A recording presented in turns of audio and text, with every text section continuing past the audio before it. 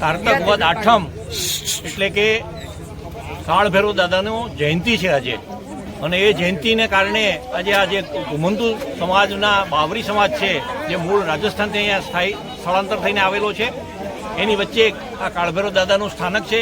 એના જે ધ્વજારોહણ કર્યું છે, કાળભૈરવ દાદાની પૂજા કરી છે, આરતી કરી છે, સાથે સાથે માતાજી છે, એમના ભૂરાપુરા દાદા છે, એ બધાની આરતી કરી અને અહીંયા પ્રસાદીનું વિતરણ કર્યું છે.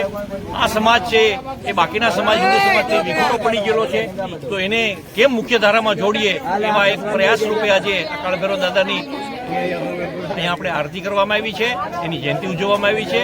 કાળભૈરવ દાદો આ સમાજનું આ જ્ઞાતિ જાતિનું આ વિસ્તારનું રક્ષણ કરે અને કેમ પેલા વહેલાના વહેલા આ મુખ્ય ધારા સાથે ભળે એવી આજે કાળભૈરવ દાદાને આપણે પ્રાર્થના કરીએ. આ બાળકો છે એને પણ જીવવાનો અધિકાર છે, એને પણ કંઈક બનવાનો અધિકાર છે, અને એને આપણે પ્રાર્થના કરીએ કે એમના ભવિષ્યને કંઈક સુધારે અને એ આવનારા સમયના એ આપણા ભારતના નાગરિકો છે તો સક્ષમ નાગરિકો બને એવી આપણે માતાજીને પણ પ્રાર્થના કરીએ, સુરાપુરા દાદાને પ્રાર્થના કરીએ, અને કાળભૈરવ તો આપણો રક્ષણહાર છે જ, તો એ રક્ષણ આજે કરી અને આપણે આ સમાજને મુખ્ય ધારા સાથે મેળવવા માટેનો એક આ નાનો એવો પ્રયાસ કરી અને કાળભૈરવ દાદાની આજે જયંતિ ઉજવી હતી. ભારત માતા કી જય. આ કયો વિસ્તાર છે?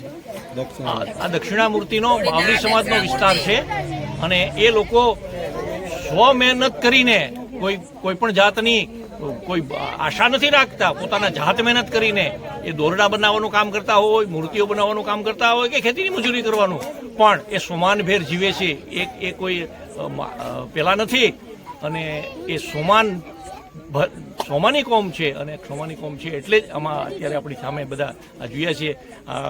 મારી બાજુમાં જે ઊભા છે એ લોકોએ પણ આ વખતે રાષ્ટ્રીય સ્વયંસેવક સંઘનું શિક્ષણ પ્રાપ્ત કર્યું છે, મુખ્ય ધારા સાથે ભેળ્યા છે, સાથે બધાએ ભોજન કરતા, સાથે આરામ કરતા, રહેતા, રમતા, ખેલતા અને પીરસતા પણ સાથે બધા. એટલે ક્યાંય એ 3 દિવસ માટે કોઈ એવો ભેદ ન લાગ્યો કે આ લોકો કંઈ અલગ છે. મુખ્ય ધારા સાથે આપણે જેમ બને વહેલા આપણે વહેલા બધા ભળી જઈએ. આપણે બધા ભાઈઓ જ છીએ.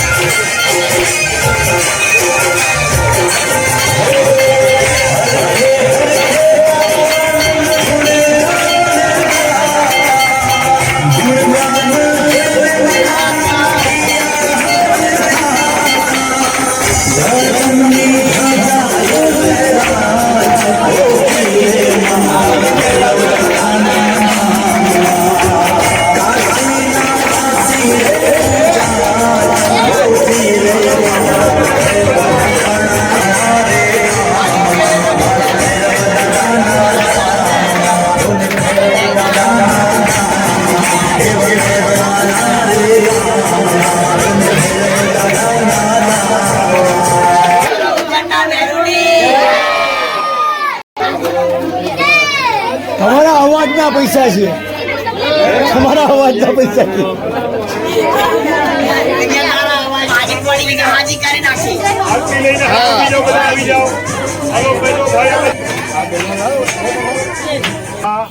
રાષ્ટ્રીય સ્વયંસેવક સંઘ ક્યાં ગયા ઓલા આપડા? હા વલગ કરેલા ક્યાં ગયા? બીજા હે ને ત્રણેય આયો ભાઈ ક્યાં ગયા ત્રણેય?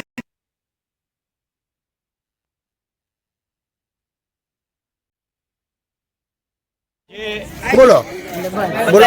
હું તો એમ કહું કે મારે તો અહીંયા જ મરવું છે.